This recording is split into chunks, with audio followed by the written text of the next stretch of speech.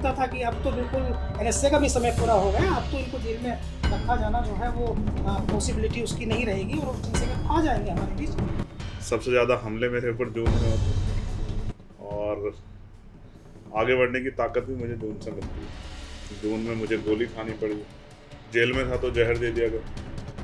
मैं उतने ही पैर पसारता हूँ जितनी मेरी चादर। एयर इंडिया की फ्लाइट थी और मैं आपको और भी चीज़ें बताऊंगा। देखो, एयर इंडिया की फ्लाइट थी, पहले 2 घंटे कहने टेक्निकल फॉल्ट है, ठीक कर रहे, फिर नहीं हुआ तो नए एयरक्राफ्ट से, मतलब दूसरे एयरक्राफ्ट से भेजा गया। और मैं किस सीट पे नंबर पर बैठा था आपको पता है? 11। तो 11A पे बैठा था। अब आप समझो, मैं सोच रहा था कि 11A वाले क्यों बचा। तो चीजें याद आती हैं आपको, मैं बता रहा हूँ भाई। जैसे दुबई लैंड कर रहे थे तो मेरे याद लेफ्ट हैंड पे मैंने प्लेन देखा खड़ा हुआ। हमें लगा कि बस उतर गया, वहीं से फिर उड़ा दिया वापस।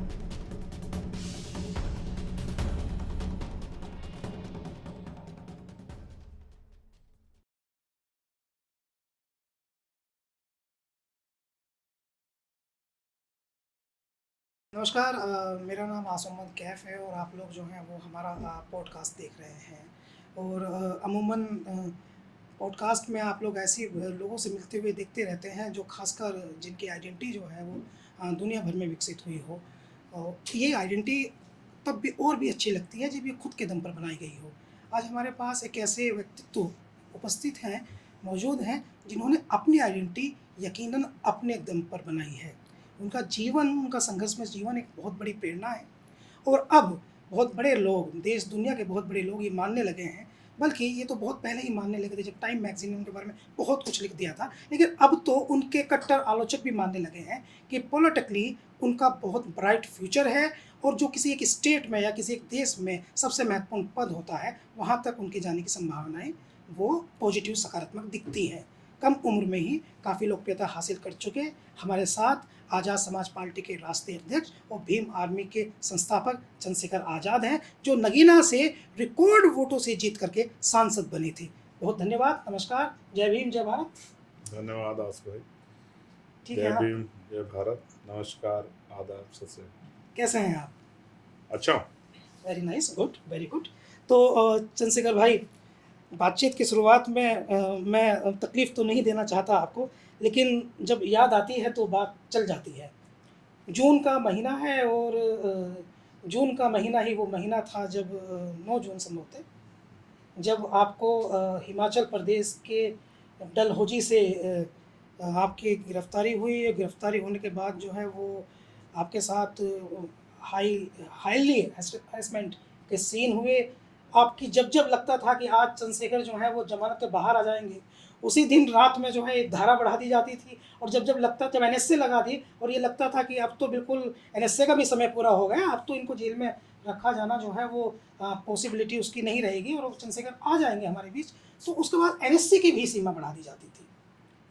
तो वो समय था जब आपने हर उस तकलीफ को झेला। और आज ये समय है कि देश का हर व्यक्ति जब आप सदन में जाते हैं तो आपके नज़दीक आकर पूछता है, कैसे हो आप, ठीक हैं चंद्रशेखर जी? आस भाई, जून जून जून जी। और सुना जॉन जोनी जनार्दन, तो वो तो ये भी जून जून जून जून जैसा ही, भयंकर गर्मी और मीठी मीठी बरसात। और जून ने मेरी लाइफ में बहुत कुछ दिया है। सबसे ज़्यादा हमले मेरे ऊपर जून में होते हैं ओके। और आगे बढ़ने की ताकत भी मुझे जून से मिलती है, सम्मान भी मुझे जून से मिलता है। मैं जून में जेल में गया, मैं जून में मुझे गोली खानी पड़ी ओह। 28 जून को। हाँ। जून में मैं चुनाव जीता हम्म। और फिर से जून। हाँ, तो जून। जून की जय हो और बाकी संघर्ष तो चल रहा है। जैसे आपने कहा कि वो यादें, तो मैं अपने बुरे दिनों को और तकलीफ को कभी नहीं भूलता। मुझे तकलीफ सहने की, बुरे दिनों को याद रखने की आदत है, क्योंकि अक्सर वो लोग ठोकर खा जाते हैं जो अपनी तकलीफों को, बुरे दिन को भूल जाते हैं। मैं उतने ही पैर पसारता हूँ जितनी मेरी चादर। हम्म। और ये संघर्ष मैंने अपने महापुरुषों से सीखा है। जिस तरह मेरे महापुरुषों ने इस देश में हक वंचित समाज को मुख्य धारा में लाने के लिए, चाहे वो महिलाएं हों, किसान हों, नौजवान हों, या एक बहुत बड़ी आबादी जिनको सदियों तक सताया गया, उनके लिए संघर्ष किया है। मैं तो ज़्यादा कुछ नहीं कर रहा, उन्हीं के कारवा को आगे बढ़ाने का काम कर रहा हूँ। मैं फूले, साहू, पेरियार, बिरसा, डॉक्टर अंबेडकर, मान्यवर काशीराम, दीनदयाल वाल्मीकि साहब, तमाम महापुरुषों के कारवा को, जो उनके सपने थे, उनको पूरा करने के लिए काम कर रहा हूँ, कुछ नया काम नहीं कर रहा। और इस संघर्ष में मैं याद करता हूँ माननीय काशीराम साहब को, जिनको मैं नैतिक गुरु मानता हूँ। तो कहते हैं जब आप समाज में निकलेंगे तो 3 चीज़ों के लिए तैयार रहना: आरोप, अपमान और नुकसान। ये सहने की हिम्मत हो तो इस आंदोलन में जाना, वरना घर में बैठ के जैसे बाकी लोग अपना जीवन जी रहे व्यक्तिगत, अपना और अपने परिवार का ख्याल रखने का काम करना। तो मैंने जान दांव पे लगाई, लाठियाँ खाई, गोली खाई। मेरे शरीर में इतनी हड्डियाँ नहीं जितनी हड्डियाँ मेरी टूटी होंगी। जेल में था तो जहर दे दिया गया।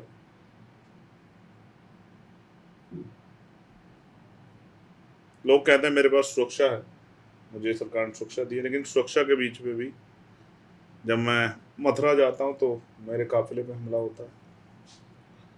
जब मैं उड़ीसा जाता हूँ तो मेरी गाड़ियों पे, मेरे साथ आए लोगों पे हमला होता है।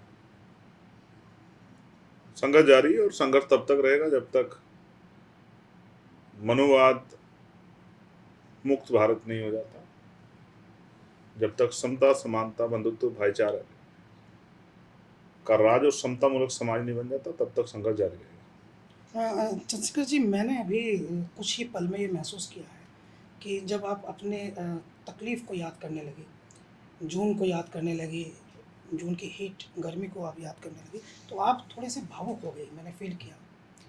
तो ये जो भावुकता है, वो किसी भी व्यक्ति विशेष का सर्वश्रेष्ठ गुण है। मेरा मानना ये है कि जो व्यक्ति भावुक नहीं होगा, उसका दिल नहीं हो सकता, और जिसका दिल नहीं हो सकता, वो दूसरे का दर्द नहीं महसूस कर सकता। इतनी तकलीफ़ आपने झेली, और जब आप 16 महीने तक जेल में रहे, तो वहाँ भी आपको ज़हर देने की कोशिश हुई थी, जिसके बाद आपके लोगों ने, हज़ारों लोगों ने सहारनपुर में एक बहुत बड़ा पंचायत की थी, महिलाएँ बड़ी संख्या में पहुँची थी, बहुत सारी महिलाएँ जो हैं वो काशीराम कॉलोनी में वो पंचायत हुई थी, काशीराम कॉलोनी मेरे आज पंचायत। भी याद है। हाँ, एक बहुत बड़ा हजूम जुटा था अपने बहुत बड़ा। मैं बेटे था को, उसमें एक्चुअली। अपने बेटे, भाई, अपने बच्चे की परेशानियों को कम करने के लिए, उसकी आवाज़ उठाने के लिए।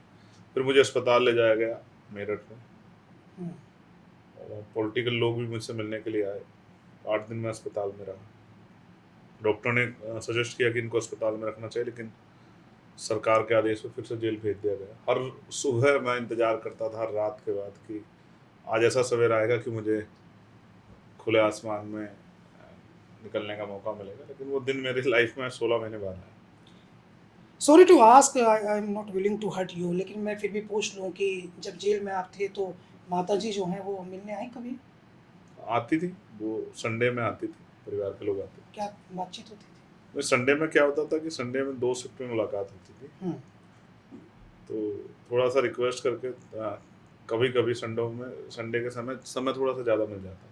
हुँ, तो बस ठीक है, एक माँ के लिए तो उसके बच्चे सब कुछ होते हैं, तो उन्हीं के लिए जीती है। हुँ, इस देश में महिलाओं का जीवन वो इस तरह से है कि कभी वो परिवार के लिए, मतलब माता पिता के अधीन होती है, भाइयों के अधीन होती है, फिर बच्चों के लिए होती है, और फिर बाद में पोते पाती, पोते दोते, जिन रिश्तों में वो जुड़े हुए हैं, बेटी के बच्चे, बेटों के बच्चे, इसी तरह से उसका पूरा जीवन गुजर जाता है। तो मैं इस संघर्ष को, इस तकलीफ को समझता हूँ, किस तरह मेरी माँ ने हम लोग को पाला है। तो मैं समझ सकता हूँ कि हर माँ इतना ही प्यार करती है अपने बच्चों से। हुँ, अब एक घटना मैं आपको बताता हूँ मेरी लोकसभा क्षेत्र की। एक बच्चा जो 26 साल का था, डायलिसिस के लिए गया हुँ, गवर्नमेंट हॉस्पिटल में, और लाइट भाग जाने से वो डायलिसिस पूरा नहीं हो पाया, उसकी जान चली मौत हो गई। गई उसकी। आपने सुनी होगी। हुँ, मैंने कल उस माँ से बात की थी, जावेद। जावेद की माँ से। हुँ, उन्होंने मुझे बताया, और वो जिस तरह से बिलिख रही थी बताते, उनकी आंखों से वो आंसू की धारा उनके, वो बताते हैं उनका तकलीफ, जो आप मुझसे कह रहे थे कि आप मतलब जो भावुक नहीं होता दूसरा दर्द नहीं समझ, मैं उस माँ के आंसू देख के भावुक था, लेकिन मैं कोशिश कर रहा हूँ कि उस परिवार को न्याय मिल जाए, क्योंकि उनके साथ गलत हुआ। मुझे लगता है कि डीएम ने संभवतः आपके प्रयासों के बाद ही उस पूरे मामले में जाँच बिठा दी है, प्रिंसिपल नहीं, को भी। हमारे लोग मिले हैं हाँ। अधिकारियों से, हमने उनसे कहा है कि इस मामले में जांच होनी चाहिए और दोषी कोई भी उसको बचाया ना जाए, उस पर कार्रवाई हो, कोई भी हो जाए, इससे हुँ, फर्क नहीं पड़ता है। किसी के जीवन का मूल्य है और उसके जीवन को इस तरह से जो है खत्म नहीं किया जा सकता। उसमें पीछे कोई हो, कितना बड़ा अधिकारी हो, कितना छोटा हो, कितना पैसे वाला हो, कितना रसूखदार हो, बचेगा नहीं। हुँ।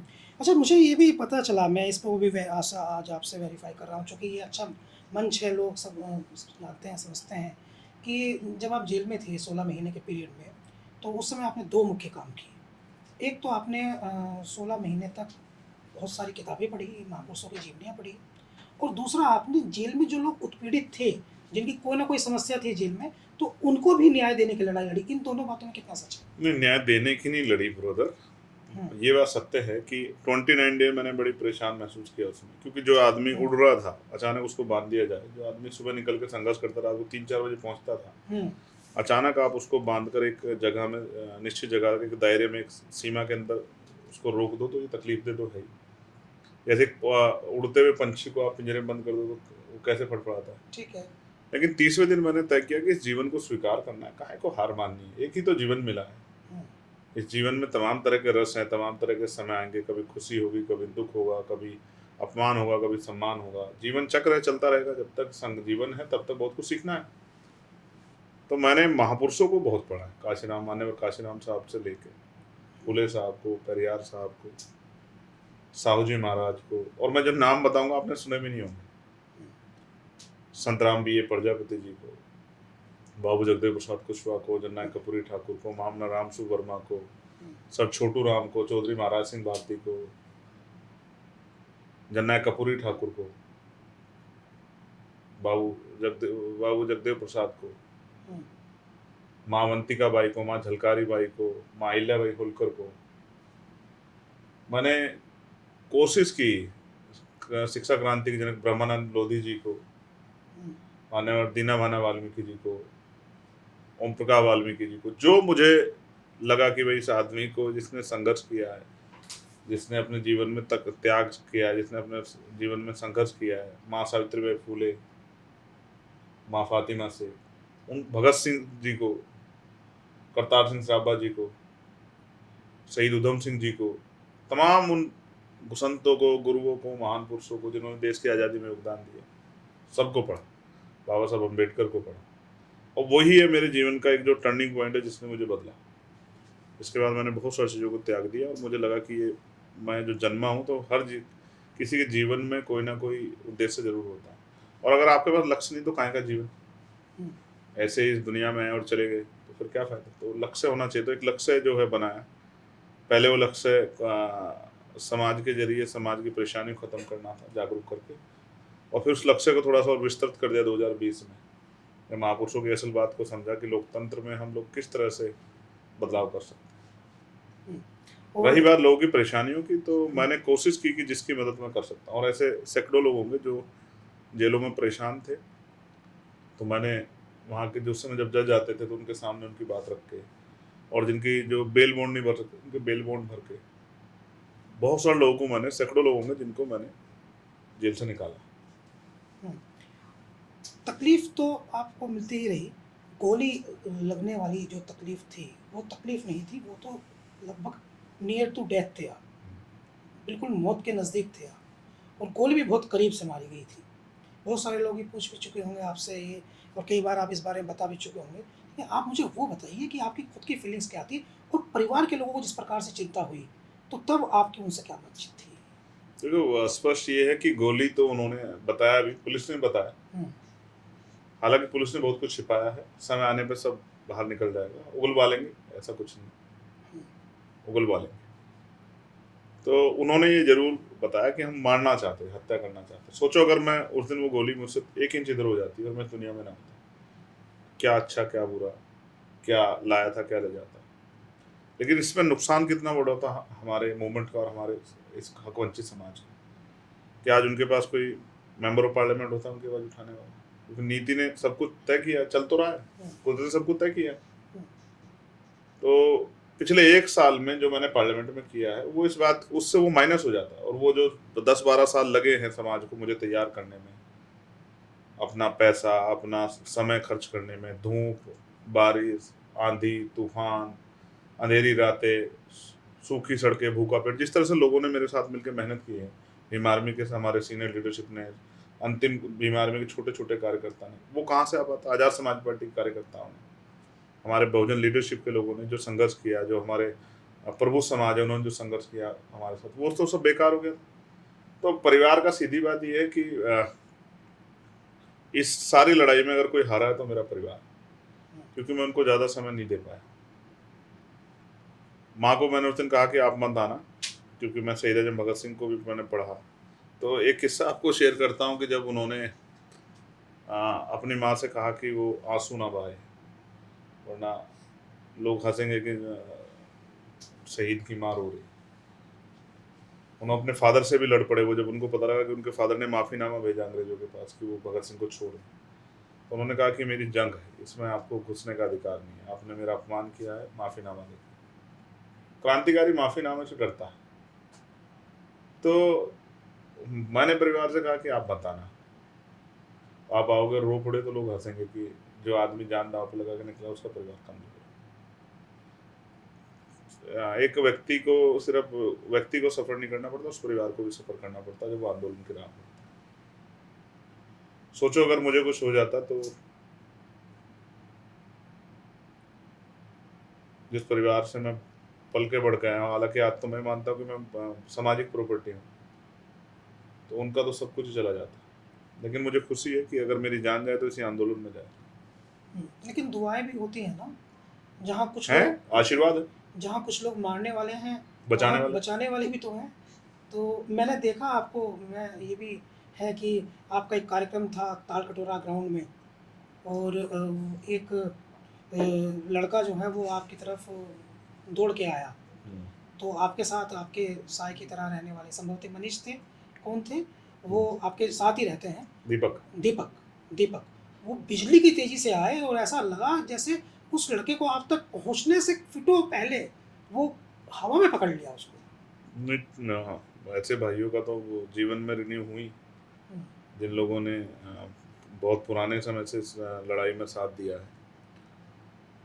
और ये भी एक सत्य है कि समाज के प्यार को भी नहीं ठुकराया जा सकता, जितना उन्होंने मुझे सब प्यार दिया, आशीर्वाद दिया, जितना मेरा साथ दिया, मैं हमेशा ऋणी हूँ। और मैं कोशिश करूँगा कि इस जन्म में, तो अगले जन्म का तो पता नहीं, कि मैं भाग्य और पुनर्जन्म में भरोसा नहीं करता, तो इस जन्म में तो उनका कर्ज उतार के जाऊँगा, उनकी आंखों के आंसू पूछ के जाऊँगा, उनके घरों में सुख सुविधा और सम्मान, और उन पर जो जुल्म हो रहा है उसको रोकने का, उसको ख़त्म करने के लिए जी जान लगा के हम लोग लगे हुए कि ख़त्म हो, इस अन्याय को रोकना और उनको सुख सुविधा सम्मान का जीवन दिलाना, आत्म सम्मान का ये लक्ष्य है, इसको तो निर्धारित है, तो करना ही अवसर की देर। देखिए, जब ये बातचीत होती है कि चंद्रशेखर आज़ाद, उनका संघर्ष, उनका जीवन, तो ये बातचीत ज़रूर होती है कि उन्होंने नगीना में एक बड़ी आइडियलिटिक जीत हासिल की, और ऐसी जीत हासिल की जिसमें देश की तमाम बड़ी पार्टियां उनको हराने में लगी थी। शायद आपसे बेहतर तो नहीं जानता फिर। एक आप हैं और एक और साथी हैं। हाँ आप दो लोग तो जो हैं, हाँ, तो उनसे भी बात हुई थी अभी, तो हम उसके थोड़े आई विटनेस हैं। अंसारी साहब से। हाँ, हम आई विटनेस हैं, क्योंकि हमने वो देखा है कि हाँ। कैसे कई कैसे मेरी कोशिशों में कोई कमी नहीं थी, और कैसे कोई नहीं चाहता था कि हाँ। एक सीट भी हम इस आदमी को दे दें कि ये आ जाए और अपने लोगों की बात रखे। और 10 दिन तक कम्युनिकेशन चलता रहा। टॉप लीडर जो देश चलाने की बात करते हैं, वे बरगलाते रहे 10 दिन तक कि नहीं, हमारी इनसे बात हो रही है, हमारी उनसे बात हो रही है, वो मना कर रहे हैं, लेकिन हम करेंगे। एक पत्रकार साथी है, नाम नहीं ले रहा, हाँ, उनका बड़ा योगदान है, उन्होंने मेरे इरादों को बड़े पंख लगाए। उन्होंने कहा कि चंद्रशेखर, अपने बलबूते लड़ो, किसी की परवाह मत करो, आप भाइयों जैसे एक और भाई, जिन्होंने पंख लगाए, कहा कि लड़ो यार, कौन सा तुम पे कुछ खोने को कुछ है। बड़ा आइडिया चुनाव लड़ा, सारी सरकार देख ली, अब की बार केतली, इतनी बड़ी केतली आप लेके चलते थे, बहुत बड़ी केतली लेके चलते थे। मेरा कुछ भी नहीं है, सब जनता ने हमारे कितना मीमार में कह आजाद रहे हैं, समाज किसी पार्टी में। नेता को जिताने के लिए इतने कार्यकर्ता किसी के लगे नहीं थे जितने आपके लगे थे। यही कमाया सर। और जब आप जाते थे, आप कहते थे भाई मैं तो, मेरे पास चुनाव लड़ने का पैसा नहीं है, और जनता लोग देती थी, आपने तो देखा, आप तो गए थे। केतली भर देते थे लोग हाँ। आपकी, तो केतली आपके भर देते थे। चलिए अच्छा है, तो 1 साल आपको हो गया सांसद के Yes. तौर पर, राइट। तो सदन में क्या-क्या बात आपने अब तक की है, जिस शायद कारण से जितने आपको चुना विषय पड़ा? मैंने उठाए हैं, हुँ, एक मेंबर ऑफ पार्लियामेंट की, first time member of parliament की तर्ज में किसी ने 5 साल में नहीं उठाए जितने मैंने अभी तक उठाए। हुँ, चाहे वो निजी क्षेत्रों में SC ST OBC के लिए आरक्षण का मामला हो, हुँ, चाहे वो 2 अप्रैल के मुकदमे वापसी का मामला हो, चाहे सरकारी स्कूलों को बेहतर करने का मामला हो, चाहे सरकारी अस्पतालों को बेहतर करने का मामला हो, चाहे किसानों से जुड़ी समस्या हो, चाहे आशा बहनें, आंगनबाड़ी बहनें, भोजन माताएं, ग्राम रोजगार सेवक, पंचायत सहायक, PRD के जवान, होमगार्ड के जवान, इवन जिस पुलिस ने झूठे मुकदमे लिखे सरकार द्वारा, उस पुलिस की समस्या हो, अर्धसैनिक बल के जो है हमारे, उनकी समस्या हो, आर्मी की समस्या हो, गरीबों के लिए हवाई जहाज का सफर आसान हो। मतलब मैं ये समझता हूँ कि पहलवान बेटियों के सम्मान का विषय, हाँ, वो तो काफ़ी आपका कोई देखा ऐसा गया। विषय नहीं है। जैसे एक नारा था कि वो हवाई चप्पल वाला हवाई जहाज का सफर करेगा, हुँ, उसकी सच्चाई पे मैंने, और आप देख भी रहे हो किस तरह से बड़ी बड़ी घटनाएं घट रही है, और लगातार एयर इंडिया का तो किस तरह की सिचुएशन बनी है, हुँ, ये कितनी बड़ी। मैं उन आपके उस पॉडकास्ट के माध्यम से मैं उन सबके लिए को भी जो है परिवारों के प्रति अपनी संवेदना प्रकट करता हूँ, जिन्होंने अपने परिवार के इतने लोग खोए हैं। उनका दुख तो वही जानते हैं, लेकिन इसमें जो लापरवाही है, उस लापरवाही को पुनः ना हो, क्योंकि कई बार प्लेन, अभी खबर आ रही, जा रहे हैं वापस आ रहे हैं, कहीं इमरजेंसी लैंडिंग कर रहे हैं, कि टेक्निकल खराबी आ रही। हुँ, हो सकता मैं भी इस दुनिया में नहीं होता, क्योंकि मैं दुबई गया था तो मेरे साथ ऐसा हुआ था। ओके। हाँ, 7-6 तारीख की बात है, और एयर इंडिया की फ्लाइट थी ये। और मैं आपको और भी चीज़ें बताऊंगा। देखो, एयर इंडिया की फ्लाइट थी, पहले 2 घंटे कहने टेक्निकल फॉल्ट है, ठीक कर रहे हैं, फिर नहीं हुआ तो नए एयरक्राफ्ट से, मतलब दूसरे एयरक्राफ्ट से भेजा गया। हुँ, और मैं किस सीट पे नंबर पर बैठा था आपको पता है? 11A। वही 11 है जो ट्रेंड किया वर्ल्ड में। उसी उसी सीट पे। और मैं कोई ऐसी नहीं बात कर रहा हूँ कि हवा में कर रहा हूँ, मैं आपको टिकट दिखा दूँ। नहीं, नहीं, ठीक है, आप कह रहे हैं मान लें। 11A पे मैं था, मेरे बाद पंजाब के हमारे एक साथी थे, फिर सुरेश जी थे, और पीछे 12C पे मनीष बैठे थे। हुँ, ठीक है, तो 11A पे बैठा था मैं। अब आप समझो, मैं सोच रहा था कि 11A वाले क्यों बचा। हुँ, तो चीजें याद आती हैं आपको, मैं बता रहा हूँ भाई। जैसे दुबई लैंड कर रहे थे, हुँ, तो मेरे याद लेफ्ट हैंड पे मैंने प्लेन देखा खड़ा हुआ, हुँ, हमें लगा कि बस उतर गया, तत्काल ऊपर उड़ा दिया उन्होंने, हुँ, और फिर 40 मिनट चक्कर काट के लेके आए सब लोग प्लेन में। वो गई है, पहली बार नहीं, प्लेन का मेरा एक्सपीरियंस बहुत खराब है। एक बार हम दिल्ली आ रहे थे और बहुत वो हुआ था, फोग हुई थी रात में, हुँ, विजिबिलिटी कम थी, बिल्कुल नीचे आ गया, दिख गया कि प्लेन उतर गया, और वहीं से फिर उड़ा दिया वापस, और लोग दहशत में आगे डरने लगे। कोई अपने अपने धर्म के भगवानों को याद करने लगा, हुँ, कोई ईश्वर को याद करा था, कोई खुदा को, कोई जीसस को, कोई वाहिगुरु जी को, और मैं पायलट को याद कर रहा था कि भाई सही से लैंडिंग करा दे, तेरा भला हो जाए, तुझे भी अपने घर जाना है, हमें भी अपने घर जाना है। तो सिचुएशन काफ़ी आती हैं लाइफ में, तो मैंने कोशिश की मेरे क्षेत्र के, चाहे वो उसमें IIT बनना हो, चाहे वो एम्स जैसा बड़ा हॉस्पिटल बनना हो, चाहे IIM बनना हो, चाहे मेडिकल कॉलेज का मामला हो, चाहे अच्छी सड़कों का हो, चाहे बिजली के लिए जहाँ भी बहुत समस्या चल रही है, तो मैं जाकर आंदोलन में बैठूंगा और बिजली की समस्या एक हफ्ते में सही नहीं, क्योंकि मैंने लिखा है वो अपने जो है क्या नाम, ऊर्जा मंत्री जी को, उत्तर प्रदेश के।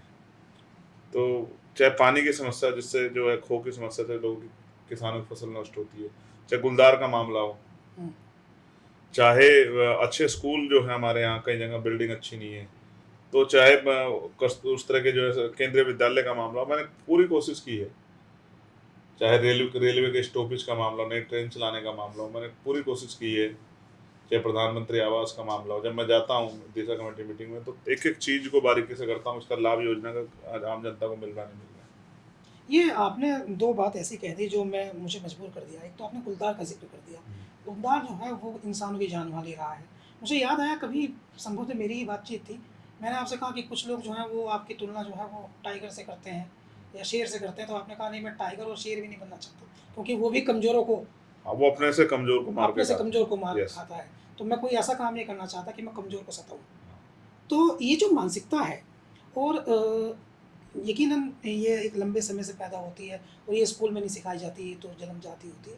मगर मैं ये ज़रूर जानना चाहूँगा कि शोषित, दलित, वंचित, पिछड़े और उस वर्ग की बात जिसकी आपकी पार्टी करती है, उसमें आपको कितना पॉजिटिव रिस्पॉन्स मिल रहा है? जैसे अभी भी हम देखते हैं कि घोड़े से उतार दिया जा रहा है, अभी भी हम देखते हैं, देखिए चंद्रशेखर जो हैं पिछले 2017 से या उससे भी पहले से हम देख रहे हैं कि वो एक कम से कम साहस का नाम तो है ही, साहस के प्रतीक तो है ही, स्कूल के दिनों से ही हो, चाहे वो भीम आर्मी की स्थापना के दिनों से हो। लेकिन अभी जब आप पर भी हमला हो जाता है, आप पर भी पत्थर लग जाता है और आपको भी टारगेट कर लिया जाता है, तो आपका समाज के जो लोग हैं उनका तो आत्मविश्वास बहुत कमज़ोर हो जाता होगा, कमज़ोर महसूस करते होंगे खुद को।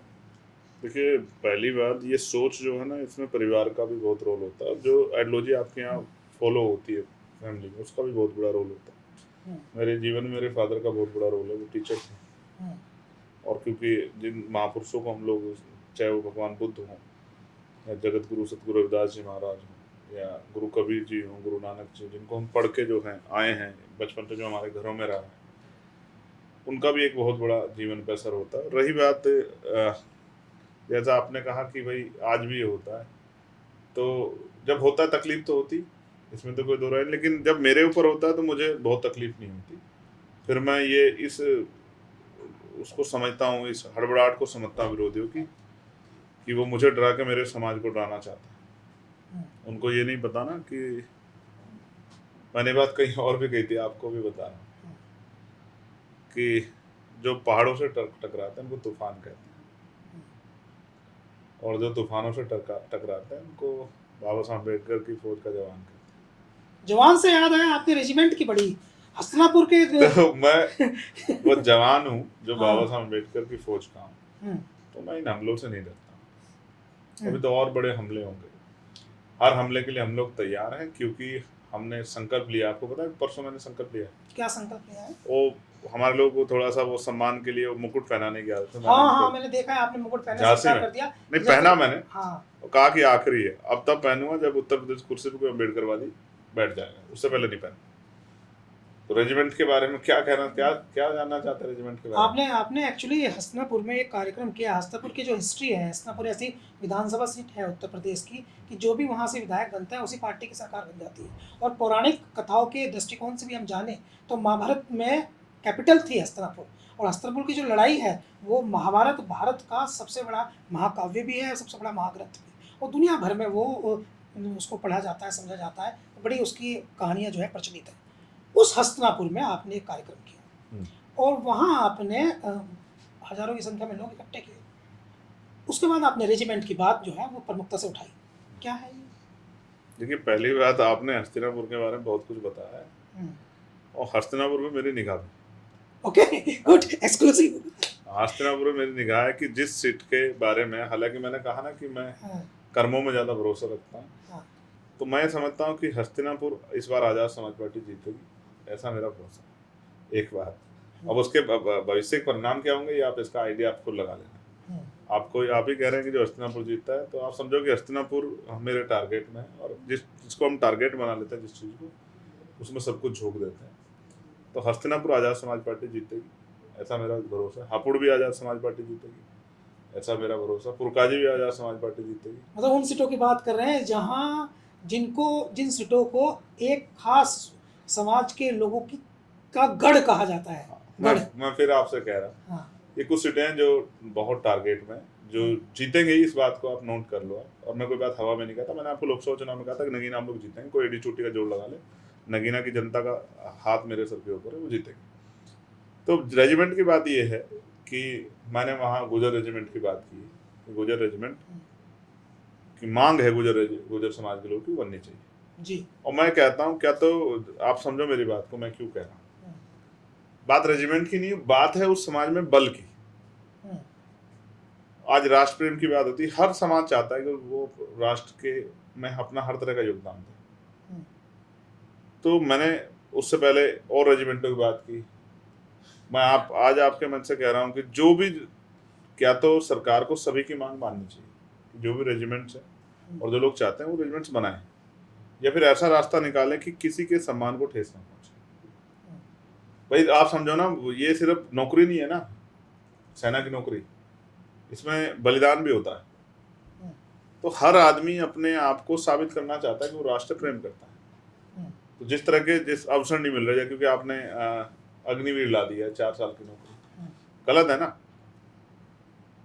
आप चाहे सेना की वर्दी की इतना सम्मान है ग्रामीण क्षेत्रों में, चाहे आप सैलरी कम कर दो, लेकिन सेना की वर्दी पहन के आदमी अपने आप को प्राउड फील करता है। आई एम इंडियन, मैं भारतीय हूँ, मुझे गर्व है इस बात।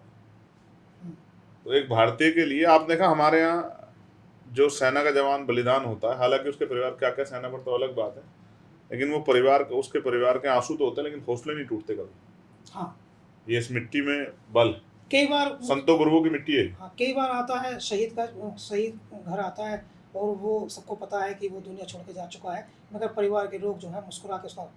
हाँ, तो ये इस मिट्टी में ये गर्व की बात है। इसलिए तो ये अखंड भारत बनाने की बात सब लोग करते रहते हैं। बनेगा, एक उचित समय आने पर अखंड भारत बनेगा, लेकिन जिसकी नीयत नहीं है बनाने की, उसकी बातों से नहीं बनेगा। जिसकी नीयत है बनाने की, उसी की बातों से, उसी के काम से बनेगा।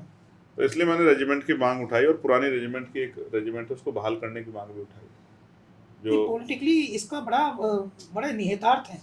आपने, हो सकता है कि आपकी नीयत जो है वो बहुत साफ सुथरी हो, लेकिन पॉलिटिकली इसके इसलिए निहितार्थ हैं क्योंकि हम देख रहे हैं पश्चिम उत्तर प्रदेश में एक समय गुर्जर और दलित समाज की एकता जो है बहुत मजबूत थी, लेकिन पिछले कुछ समय से गुर्जर जो है नेतृत्वहीन हो गया। उनके विधायक नहीं बन पा रहे, उनके पास लीडरशिप नहीं है। बनाएंगे तो उनके पास आपने ये पीड़ा जाहिर की है, आपकी पीड़ा दूर करेंगे। कैसे भाई हुए मगर आपकी पीड़ा दूर नहीं कर पाए, करेंगे। मुस्लिम समाज को भी, पिछड़े समाज में गुर्जर समाज को भी, पाल समाज को, प्रजापति समाज को, सैन समाज को, विश्वकर्मा समाज को, सैनी समाज को, जिसको नहीं अवसर मिला है उसकी कमी होगी रिप्रेजेंटेशन में, उसका पूरा करेंगे इस बार 2027 में। आप चिंता मत करो। तो चंद्रशेखर के खिलाफ अभी भी साजिशें होती हैं। मगर एक बात जो आपने कही ना कि एक समय था, मैं आज आपको कह सकता हूँ कि जितना प्यार मुझे मिला है इस समाज का, उतना शायद पिछले किसी नेता को ना मिला और आगे किसी को ना मिला। ये दिखाई दे रहा है कि आपकी तरफ उनका झुकाव बढ़ रहा है। प्यार करते हैं। जब मुझे गोली लगी तो पूरा समाज मेरे साथ खड़ा, मैं उनका धन्यवाद करता हूँ। इस कर्ज को उतारूँ, समय आने पर उतारूँ। नहीं, हम पूछ रहे हैं कि जैसे जैसे आपका नाम बढ़ रहा है, सदन में आप जाते हैं, तो पहले तो ये बताइए, सदन में जो दूसरे सदस्य हैं उनका व्यवहार आपके प्रति बदल गया है? बदले ना बदले मुझे क्या फर्क पड़ता, मैं अपना काम कर रहा हूँ। व्यवहार तो आप समझो ना, आदमी मंच पे कुछ कहता है, कमरे में कुछ कहता है, बोलता कुछ है, करता कुछ है। यहाँ किससे मैं ज्यादा व्यवहार की उम्मीद नहीं करता हूँ। मैंने देखा कुछ क्रिकेट मैच में, एक तो क्रिकेट मैच हुआ था दिल्ली में जिसमें राज्यसभा 11 और लोकसभा 11 के लोग खेल रहे थे, और एक क्रिकेट मैच हुआ था मुंबई में जहां आप अच्छा तो बहुत खेल रहे थे, नेता वर्सेस अभिनेता। जी, नेता वर्सेस अभिनेता। आप अच्छा तो बहुत खेल रहे थे, आपने वहां भी बिग स्कोर किया था, यहाँ भी बिग स्कोर किया था, अच्छी बॉलिंग भी की थी। तो मैं देख रहा था कि नेता जो हैं, सांसद या राज्यसभा सांसद जो हैं, आपकी बॉन्डिंग उनके साथ बहुत बढ़िया दिखाई दे रही थी। देखो, एक चीज स्पष्ट मैं आपको बता दूं, जब हम किसी कोच के लिए खेल रहे होते हैं एक टीम के रूप में, तो जब तक हम टीम नहीं बनेंगे तब तक नहीं खेल पाएंगे। जैसे आप हैं इस कैमरे में, किस फ्रंट में आप, लेकिन सिर्फ आप ही थोड़ा ही, इसके कैमरे के पीछे भी तो बहुत लोग हैं। अगर बॉन्डिंग ना हो, एक अच्छे रिलेशन ना हो, एक दूसरे को समझने की वो ना हो, तो फिर रन आउट हो जाएंगे, फिर तो खराब हो जाएगा ना। तो एक जब बॉलिंग आदमी करता है तो वो फील्ड एडजस्टमेंट अपने हिसाब से करता है, उसको पता है कि वो कौन सी बॉल फेंकने वाला और उसको कहाँ, उसको किस पोजीशन पे वो कैच जाएगा। तो जब मैं हारने के लिए नहीं खेलता, आपको नहीं पता वो मैच हम हारे हैं और मेरी नाराजगी हुई सब लोगों से। मैंने उनसे कहा कि मैं हारने के लिए नहीं खेलता, अगर आपको हारने के लिए खेलना हो। नहीं, आप पुराने क्रिकेटर भी तो है ना। हाँ, आप हारने के लिए खेलना चाहते हो तो आप खेलो। सुखमपुर की गलियों ने देखा है आपका। आप हारने के लिए खेलना चाहते हो तो आप खेलो। मैं ऐसा कोई खेल नहीं खेलता जिसमें मैं हार जाऊं। और मैं एक चीज आपको बताता हूँ, मेरी डिक्शनरी में हारने जैसा शब्द नहीं। हारता वो है जो खुद से हार जाता है, हिम्मत हार जाए, खुद से हार जाए, जो स्वीकार कर ले कि मैं हार गया। गिरते तो सब लोग हैं, लेकिन जो गिरकर पुनः उठकर चलता है वही जीतता है। अगर मैं हार मान जाता 2022 में, हारने के बाद मेरी तो जमानत जब्त हुई थी, तो मैं क्या लोकसभा का सांसद बन पाता? होता है, कुछ दिन निराशा होती है, अच्छा बुरा समय आता है। वो भी साहसी काम था, गोरखपुर जाकर के लड़ना, बताना था ना। हाँ, वो तो बहुत हिम्मत का काम था आपकी, बताना उसको था। हल्के में कैसे ले सकते हो, तो बिग अचीवमेंट है। वोटों की संख्या के आधार से तय नहीं होता। भारत की राजनीति में जीत ही पैमाना है, कोई एक वोट से भी हार जाए तो वो पार्लियामेंट में नहीं घुस सकता, असेंबली में नहीं घुस सकता। तो यहाँ लोग उगते सूरज को सलाम करते हैं। कई बार मैच कोई जीतता है, दिल कोई। तो दिल तो हम जीत देंगे हमें। दिल तो हम जीतेंगे। अच्छा, आजकल आपकी पार्टी ना आज़ाद समाज पार्टी, चूँकि उसकी ग्रोथिंग तो हमें दिखाई दे रही है, ग्रोथिंग तो हो रही है, लेकिन हम लोग ये भी नोटिस कर रहे हैं कि आजकल आप लोग प्रबुद्ध जन सम्मेलन बहुत कर रहे हैं और बड़े कामयाब सम्मेलन हैं। आगरा में किया आपने, लखनऊ में किया आपने, तो ये प्रबुद्ध जन सम्मेलन है क्या और इनका आइडिया क्या है? देखिए, अब तक आपने देखा हो प्रबुद्ध सम्मेलन ऐसा नहीं पहली बार हो रहा है, पहले भी हुए हैं। प्रबुद्ध जन सम्मेलन में पहले एक ही जाति के लोगों को बुलाया जाता था और ये बताया जाता था कि इस देश में एक ही जाति के लोग प्रबुद्ध हैं, बाकी लोग को प्रबुद्ध नहीं माना जाता था। मेरा इस बात से विद्रोह, विरोध नहीं है, विद्रोह। मैं मानता हूं कि भारतीय संविधान ने इस ऊंच नीच, छोटे बड़े के भेदभाव को खत्म कर दिया। ठीक है। कोई अकेला एक जाति प्रभुजन नहीं हो सकती और बाकी सब लोग बुद्धजन नहीं हो सकते। बुद्धि पे सबका कॉपीराइट है। ठीक है। तो इसलिए मैं कहता हूं कि ये जो सोच है कि एक जाति प्रभुजन है, तो ये पूरे समाज पे, उस स्ट्रक्चर पे, उस समाज में भी कुछ अच्छे लोग हैं, उनको वो भी इसको गलत मानते होंगे, और ना भी मानते उनकी मर्जी है, लेकिन मेरे जैसे लोग जो मानवता को मानते हैं वो इसको गलत मानते हैं। हमारा मानना है कि हर कोई व्यक्ति जो अपना घर चला रहा है, जो संघर्ष कर रहा है, जो पढ़ा लिखा है, चीज़ों को समझता है, वो प्रबुद्ध। और हक वंचित समाज जैसे किसान हैं, श्रमिक हैं, उनसे प्रबुद्धजन कौन होगा? जो बीज देख के बता देते हैं फसल कैसी होगी,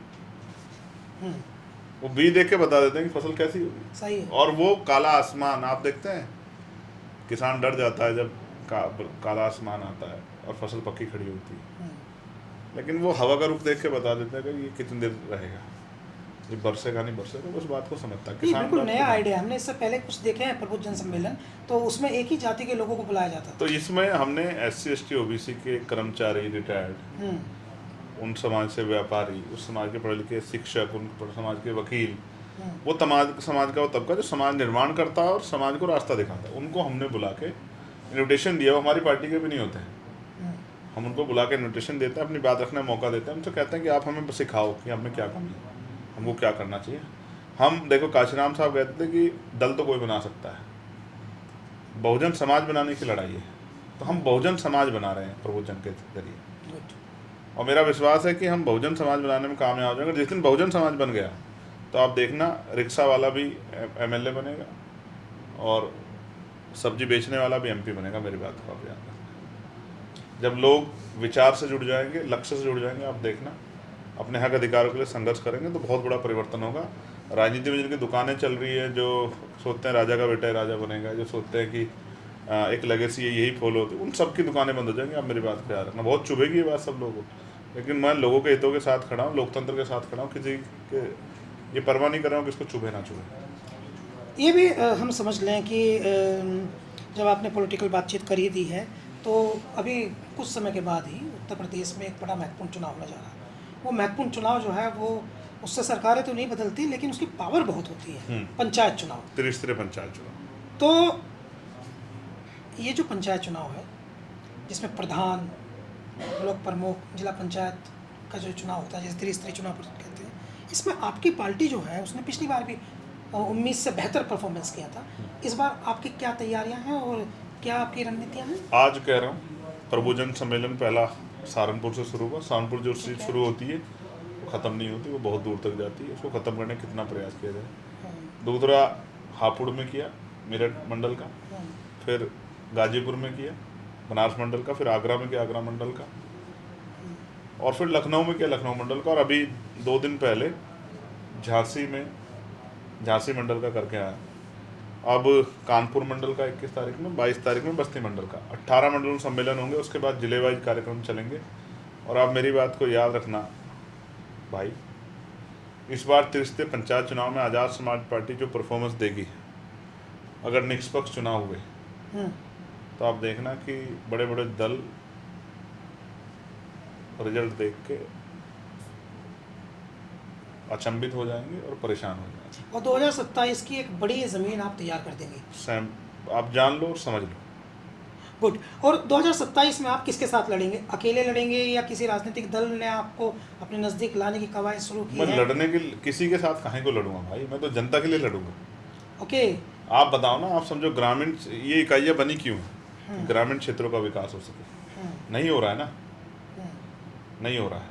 नहीं, हम कह रहे हैं 2027 का विधानसभा चुनाव ज़्यादा दूर नहीं है, पहले त्रिस्तरीय पंचायत चुनाव का रिजल्ट आ जाने। उसके बाद आपकी ताकत बढ़ जाएगी, राइट। हाँ, जब ताकत बढ़ेगी तब फैसले कर लेंगे। जैसे आपको को पता हो, एक प्रकरण चल रहा है ग्वालियर में, बाबा साहब अम्बेडकर के स्टैचू जो वहाँ के हाई कोर्ट के चीफ जस्टिस जबलपुर जो निर्धारित करके गए as a law, as per law की वो लगनी, उसको फिर लगने नहीं दिया गया।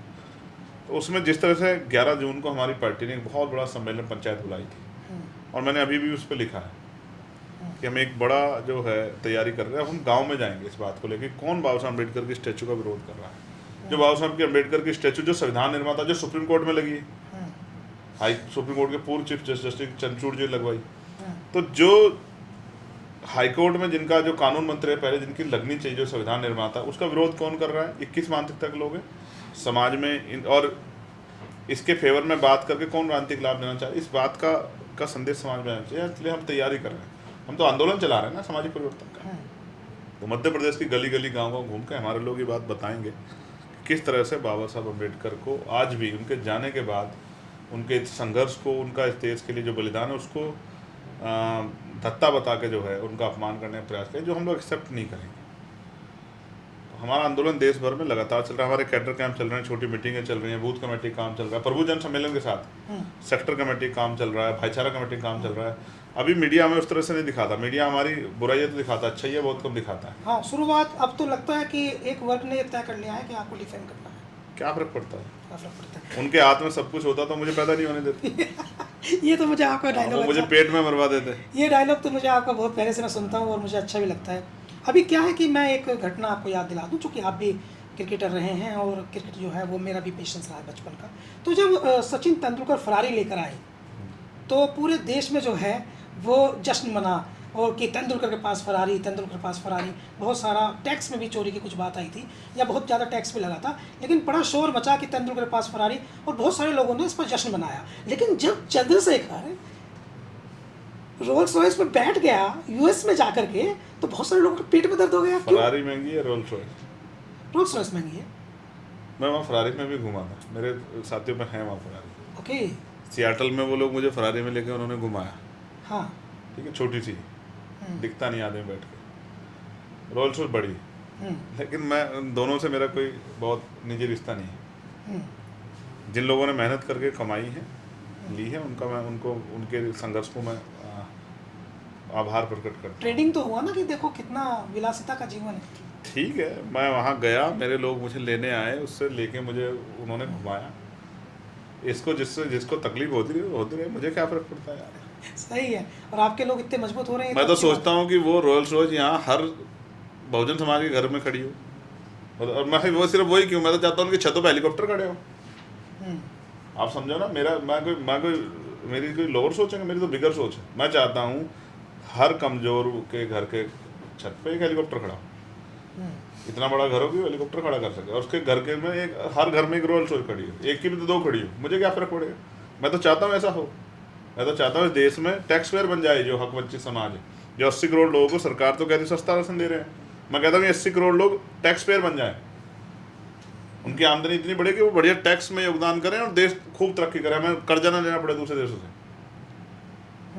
तो अभी जैसे अभी आपका जो है वो पॉलिटिकली एक स्टैंड हो गया है, तो अभी ये दबाव नहीं महसूस करते कि जैसे एक बार आदमी किसी ओहदे पर पहुंच जाए, कि अच्छी सिचुएशन में आ जाए, तो उसके बाद वो ये दबाव महसूस नहीं करता कि अब मुझे जो है वो नीचे जाने का रास्ता नहीं है, या साजिशें हों या कुछ हो, तो उनको तकलीफ़ नहीं होती कि अब तो मुझे नीचे जाने का कोई रास्ता नहीं है, बढ़ते ही जाना है। तो कोई आपको अंदर से अब गूज़बम्प आते हैं, जैसे उसको कहते हैं रोंगटे खड़े हो जाना कि अब नहीं रुकूंगा, अब तो रास्ता पकड़ लिया। देखो ऐसा जिम्मेदारी है बहुत।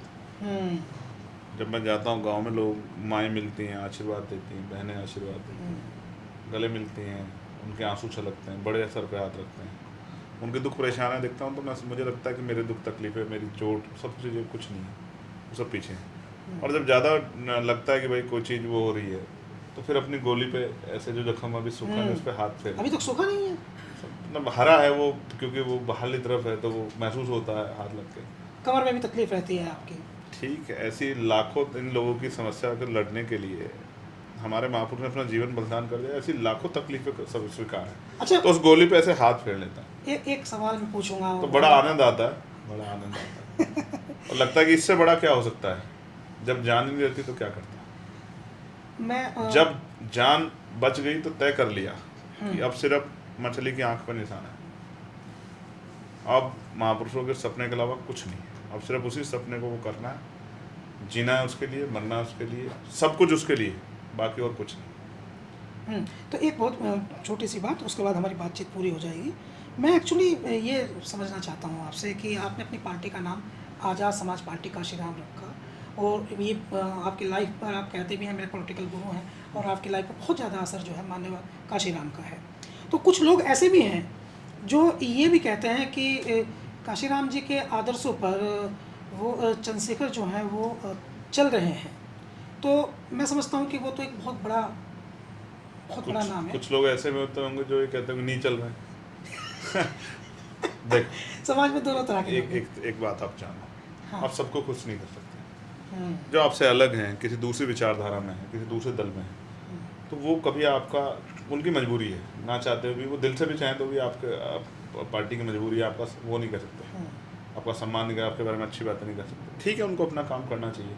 देखो, माननीय काशीराम साहब एक बहुत बड़े तस्वीर चरित्र है, बाबा साहब बहुत बड़ी तस्वीर, तमाम लोग, मैं तो एक उनके पैरों के नखून के बराबर, मैं तो कोशिश कर रहा हूँ कि जितना भी कर सकता हूँ, और वो लंबा समय लगा उन सब महापुरुषों को। मेरी तो शुरुआत हुई है, अभी सीख रहा हूँ और सीखता रहूँगा।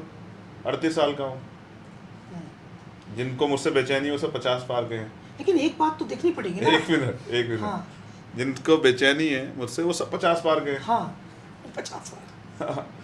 तो 12 साल अभी और सीख लूँगा तो मुकाबला कर लें। अभी तो लड़ाई शुरू भी नहीं, अभी तो पैरों पे खड़ा भी नहीं हुआ हूँ, अभी तो सिर्फ जो है घुटनों पे हूँ। पहली सीढ़ी पार की है, 1 साल हुआ है। अगर ये 5 साल बीत गए ना तो शायद बहुत सारे लोगों की दुकानें बंद हो जाएंगी। और ये घमंड में नहीं कह रहा हूँ, गर्व से कह रहा हूँ, अपने लोगों की मेहनत पे कह रहा हूँ, जिस तरह के संघर्ष कर रहे हैं बीमार में आज़ाद समाज पार्टी लोग। ये भी हम देख रहे हैं ना कि अभी हम देख रहे हैं कि जब से आपका उद्भव हुआ है और आपको जो है वो बहुत अधिक प्रचार मिला है, तब से हम देख रहे हैं कि विभिन्न पार्टियां जो हैं वो बाबा साहब की तस्वीर लेकर के सदन में, तस्वीर भी, संविधान भी, सब कुछ स्वागत थोड़ा है। चेंज तो है। तो मैं ये नहीं कह रहा हूँ, मैं ये कह रहा हूँ कि अच्छा है, सबको सभी महापुरुषों को सम्मान करना चाहिए, उस विचारधारा पे भी चलना चाहिए। कथनी करनी में फ़र्क होता है। आप नाम बाबा साहब का लें और काम जो है गांधी जी का करें, या आप नाम बाबा साहब का लें या काम हेड गवर्नर का करें, तो ये समाज में दिखता है, ये संभव नहीं है। बाबा साहब का नाम लोगे तो बाबा साहब का ही काम करना पड़ेगा, तभी समाज में विश्वास पैदा होगा। और लड़ाई लंबी है, इस बात को भी जानता हूँ। आइडियोलॉजी सेटअप, साजिशें भी होती हैं, कोई फ़र्क नहीं पड़ता, कोई फ़र्क नहीं पड़ता। चंद्रशेखर जो एक बार ज़िंदगी मिली है, हाँ। लोग मेरे से आने के बाद याद रखेंगे कोई पैदा हुआ था, बेखौफ और निडर है। हाँ, जो लड़ा, और तब तक लड़ता रहूँगा जब तक, बस अपने विरोधियों को बताना चाहता हूँ हाँ हाँ हाँ हाँ कि रुकूंगा, हालात चाहे जैसे हैं, हाँ, हालात से जैसे, परिस्थिति कोई कितनी भी कठिन बना दे, और कुछ भी हो जाए चलता रहूँगा जब तक पैरों में जान रहेंगी, लहू का आखिरी कतरा शरीर में रहेगा और सांस रहेगी, तब तक चलता रहूँगा, इसी मिशन में रहूँगा। हिलूंगा नहीं, रुकूंगा नहीं, झुकूंगा नहीं, बिकूंगा नहीं, संघर्ष करता रहूँगा। और कोई खरीद भी नहीं सकता, इतनी भी किसी की हैसियत नहीं है। और जो लोग इधर उधर की बातें करते हैं, अगर एक कॉल, एक आवाज़ कर दो, एक लाइव कर दूंगा ना, तो करोड़ रुपए इकट्ठे कर दूंगा। इस आंदोलन में, जिस आंदोलन पैदा हुआ, उसकी शक्ति को जानता हूँ। एक लाइव कर दूंगा ना, लेकिन मैं जानता हूँ कि इस पैसे कोई साथ लेके नहीं जा सकता है। एक फ़ोन कर दूंगा तो इतने पैसे इकट्ठे कर दूंगा कि 1 साल पार्टी चल जाएगी। ठीक है, जिसको जो कहना कहें, हम अपना काम करें और करते रहें। नहीं, नगीना का चुनाव आपने प्रैक्टिकली इस तरह से लड़कर दिखा दिया, सिंबल सेट के एग्जाम्पल दिया, नगीना के चुनाव में एग्जाम्पल दिया। चंद्रशेखर आज़ाद साहब जी से बात करना एक्चुअली समय का, हमेशा इन्होंने हमको पहले कहा था कि 1 घंटा जो है वो मेरे पास है, तो हम इनसे बातचीत करते हैं तो लंबे समय तक करते रहते हैं, क्योंकि इनके पास बात कहने के लिए बहुत कुछ है। इनके जीवन ही एक ऐसा संघर्ष लिए हुए है जो यकीनन सबको प्रेरणा देता है। इसलिए भी प्रेरणा देता है क्योंकि वे लोग जो भारत में एक चर्चा होती है कि माँ के पेट से राजा पैदा होने वाली जो थ्योरी है, कि उसको तोड़ने वाले और उसको गलत साबित करने वाले नेता भी हमारे बीच हैं। एक बात और, नेता लीडरशिप क्वालिटी जन्मजात होती है, वो किसी कॉलेज या स्कूल से नहीं आती, और ये लीडरशिप क्वालिटी चंद्रशेखर आज़ाद में जन्मजात दिखती हैं। बहुत धन्यवाद आपका। नमस्कार, धन्यवाद।